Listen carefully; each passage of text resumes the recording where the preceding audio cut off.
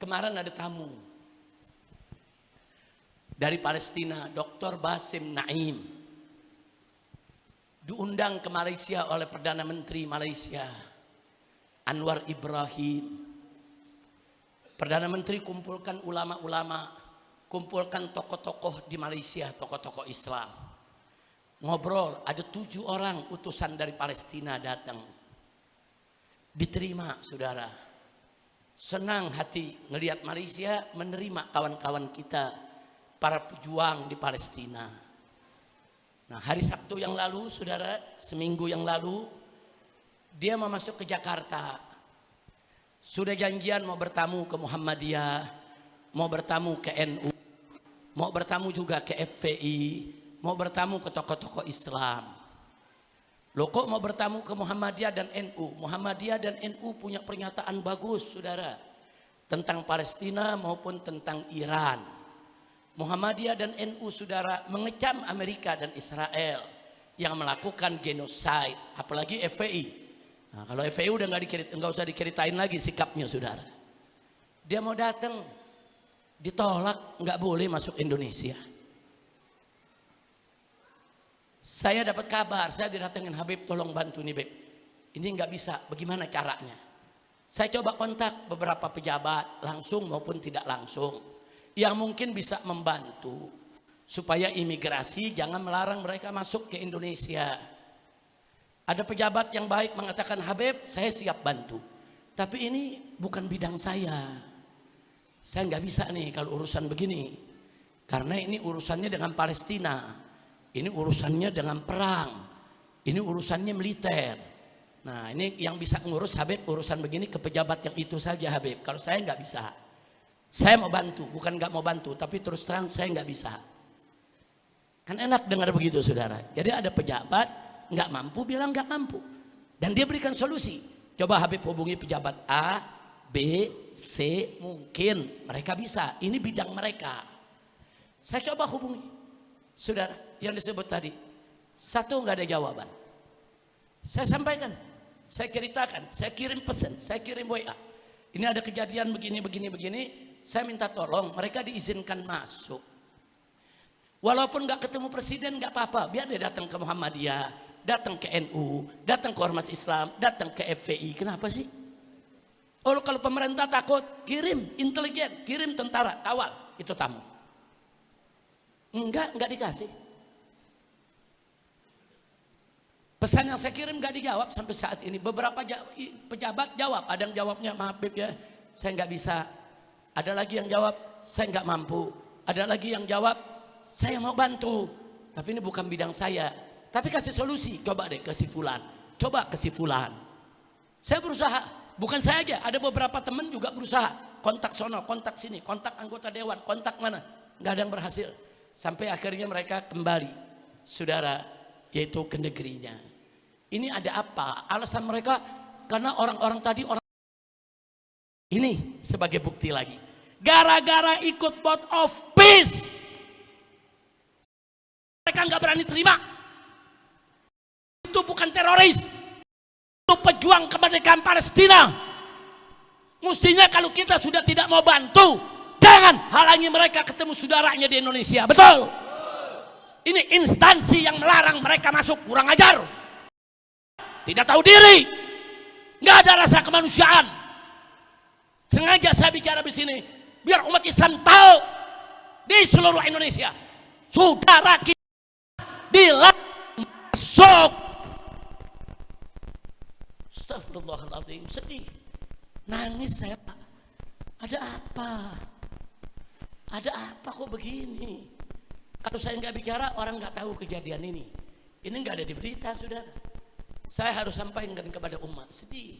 Kejadian hari Sabtu yang lalu. Sedih, saudara. Anda tahu ini tamu siapa? Dr. Basim Naim. Dulu tahun 2009 dia menjadi Menteri Kesehatan Palestina. Nah, pada saat kita membangun rumah sakit Indonesia di Gaza, menteri ini yang membantu. Dia yang wakafkan tanahnya 1,5 hektar. Dia wakafkan ini tanah buat rumah sakit. Silakan kita bangun. Kemudian kita kirim insinyur, kita kirim pekerja-pekerja kita untuk membangun itu rumah sakit. Kita kirim biaya miliaran. 1 sen dia nggak pungut pajak. Nggak ada tuh pajak pekerja, pajak pegawai, nggak ada. Semua dimudahkan saudara. Surat-surat masuk, izin keimigrasian dan segala sesuatunya dia bantu. Dia bantu, dia cinta Indonesia. Ya sekarang dia masuk Indonesia nggak boleh, apa dosanya? Nah jadi ini kalau begini modelnya, makanya ini juga saya mau sampaikan. Dan kita akan surati presiden. FPI wajib surati presiden, laporkan soal ini. Siapa ini yang menghalangi? Apakah ini yang menghalangi presiden? Atau BIN? Atau imigrasi? Saudara? Siapa yang menghalangi? Apa Menhan? Apa Panglima TNI? Apa Kapolri? Siapa yang menghalangi? Kurang ajar, nggak tahu diri, nggak menghargai umat Islam, nggak menghargai Palestina. Nah, saya pikir ini informasi penting. Jadi saya sebutkan itu nomor 1, 2, 3, 4, 5. Ini bukti. Gara-gara apa? Gara-gara Indonesia ikut BOP. Kita terbelenggu, nggak bisa apa-apa. Mau nolong Palestina takut, mau bela Iran takut. Nah kan itu hari ini saya senang. Saudara, ada utusan dari Kedubes Iran, kita akan dengar apa yang akan mereka sampaikan. Iran bangsa besar, Iran bangsa berdaulat. Iran bukan bangsa keras kepala, bukan. Jangan, presiden kita nggak boleh bicara Iran keras kepala, nggak boleh. Itu hinaan bagi suatu bangsa, saudara. Iran itu megang prinsip, kalau Israel keras kepala, iya, tanah bukan haknya diambil. Amerika keras kepala, iya, orang genosid dia bela, itu keras kepala. Kalau Iran diserang, Iran korban, membela diri, kok disebut keras kepala? Sudah jangan. Atur bahasa yang baik. Bicara tuh atur bahasa yang baik. Ini menyangkut pergaulan internasional. Iran dibilang keras kepala, yang protes di Indonesia dulu suruh lari ke Yaman. Iran sama Yaman gak punya salah sama Indonesia, saudara. Nah, jadi sekali lagi saya tidak akan hanya bicara di sini. Saya minta Front Pembela Islam, Persaudaraan Islam, begitu juga dengan Tripilar, ajak ormas-ormas Islam lainnya surati presiden, sampaikan protes, minta keluar dari BOP dan sampaikan protes. Kenapa saudara Palestina kami dilarang masuk? Nah kalau memang presiden tidak tahu, kalau memang menteri-menterinya tidak tahu, kalau memang ini perbuatan oknum-oknum di instansi-instansi tertentu, kita minta ada tindakan. Orang-orang yang menghalangi tersebut berhentikan, pecat. Dan tolong orang-orang yang tadi tidak jadi kemari, undang secara resmi. Saya minta teman-teman tersebut, Dr. Basim Naim dan timnya undang ke Indonesia. Undang. Bahkan kalau dia ketemu dengan presiden, biar presiden dengar langsung dari orang Palestina, dari pejuang, apa yang terjadi di sana. Katanya presiden mau bela Palestina, katanya presiden mau tahu soal Palestina, dengar dari sumbernya langsung. Undang mereka ke istana.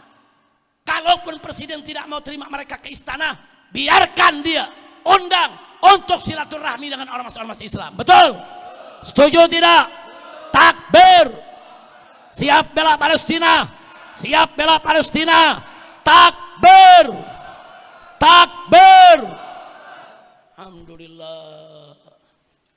Nah, kalau Israel, Amerika, kalau kita orang Indonesia menyatakan hancurkan Amerika. Betul? Betul. Kalau bahasa Arabnya damir Amerika. Setuju? Setuju?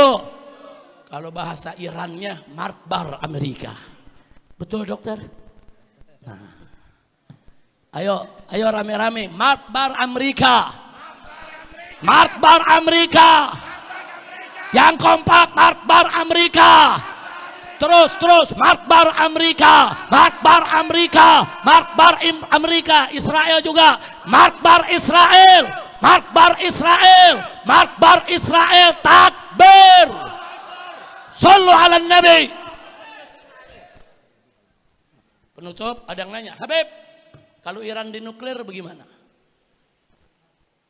Ini Amerika orang gila, kalau perang mainin nuklir.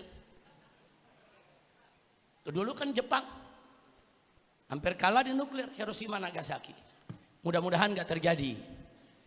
Ya pengen sih Iran nuklir duluan tuh Amerika. Amin. Amin. Setuju? Nah, penutup dari saya. Habis ini kita akan dengarkan sambutan dari beliau. Saya mau tanyakan nih, semua. Kalau Iran sampai dinuklir oleh Amerika, siap perang dunia? Siap perang dunia?